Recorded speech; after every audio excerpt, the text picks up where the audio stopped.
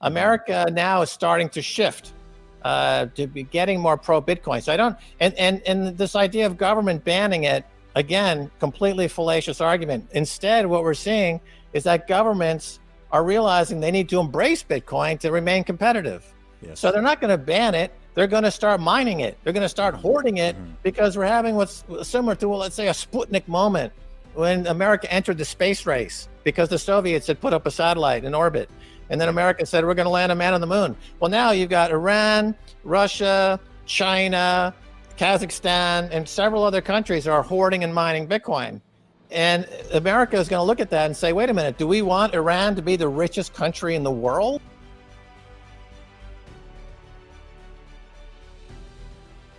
So why are people so resistant to those ideas then? Because as we know, the number of people, I mean, 10 years in, sure, more and more people are adopting Bitcoin. Its market cap broke $1 trillion last month, if you're going to compare it to dollars. But we're still at a stage where it's really early, right? A lot of people, the vast majority of people don't own any Bitcoin. The vast majority of people don't really understand it. A lot of people don't trust it. A lot of people think governments are going to ban it, etc. So why do you think it's just a matter of time before people really understand this and it catches on, or does something else need to happen? Well, you mentioned a couple of things there. So the government banning it, that's one point. Yes, that's and then another point is people who are against it.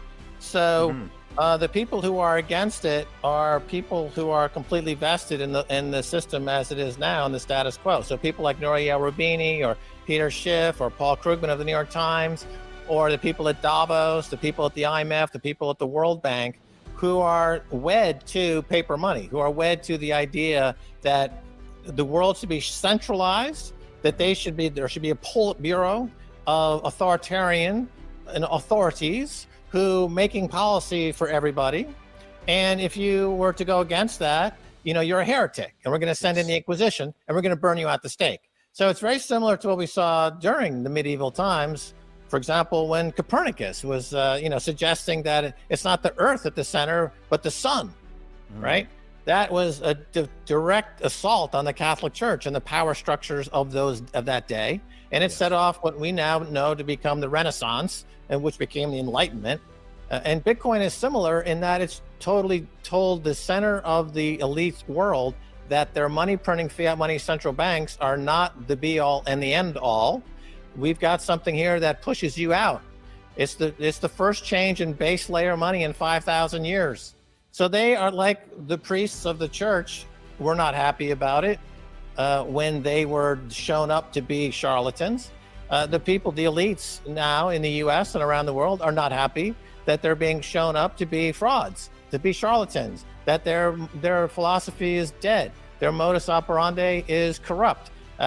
So they're not happy about it. So we would want, if Bitcoin is going to be successful, it would have to attract the ire of the legacy system and the authoritarians who would be challenged by it, of course. So, but one by one they fall, and they come over to the side of Bitcoin. We've got 3 sitting Congress people in Washington now who are actively pro-Bitcoin. We've got Cynthia Lummis in Wyoming, who's a senator, who's a Bitcoiner. We've got 2 others in Washington who are now totally pro-Bitcoin.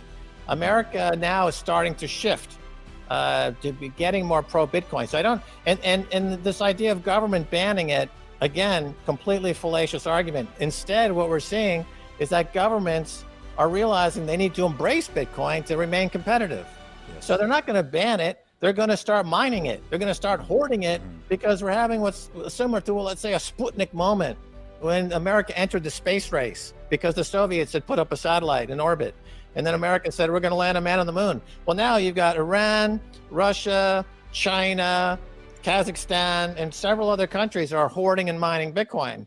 And America is going to look at that and say, wait a minute, do we want Iran to be the richest country in the world? No, we've got to start mining and hoarding Bitcoin right now. And it's got to be a hash race or a hash moment where America's got to start to get in the race here. Anybody who bans Bitcoin is going to be left for dead. Nigeria, they had a chance to become the leading Bitcoin country in the world. The government came out and said, we're going to ban it. And the people said, hey, guess what? We are going to ignore you. The Bitcoin price now is $70,000 a coin. Yeah, and the people are saying, guess what? You just exposed yourself as impotent fools, and we're not going to listen to you anymore. Drop dead. Same thing in India. India is saying, oh, we're going to ban it. The people are saying, guess what? You can go pound sand. We're not going to listen to you anymore. So this is a great insurrection. It's the global insurrection against banker occupation. Thanks to Bitcoin, we're going to get rid of the nation state. We're going to get rid of the central bank. We're going to have peer-to-peer commerce with the hardest money ever known in the history of humans. And it's pro-peace. Unlike fiat money, that's pro-war. War and fiat money go together. That's Bitcoin true. Promotes peace. Bitcoin promotes love. I know what you mean there, but can you explain can you go into that more when you said that fiat money promotes war? Can you talk about that more for some people who may not understand that immediately? Right. So when you go to war, it's expensive. Yes. And if you go to war and you start running out of money, you start printing more of it because you can. So the war keeps going. And Afghanistan is a good example. America's still in Afghanistan. And why? Because they just print the money. If they had to actually pay for the war using hard money, like the gold that is in the Fort Knox, the war would have ended, 15 years ago. Under the gold standard, wars were somewhat limited in duration because countries would run out of money. They'd run out of gold, and the war would be over. And so there was a limiting factor to it.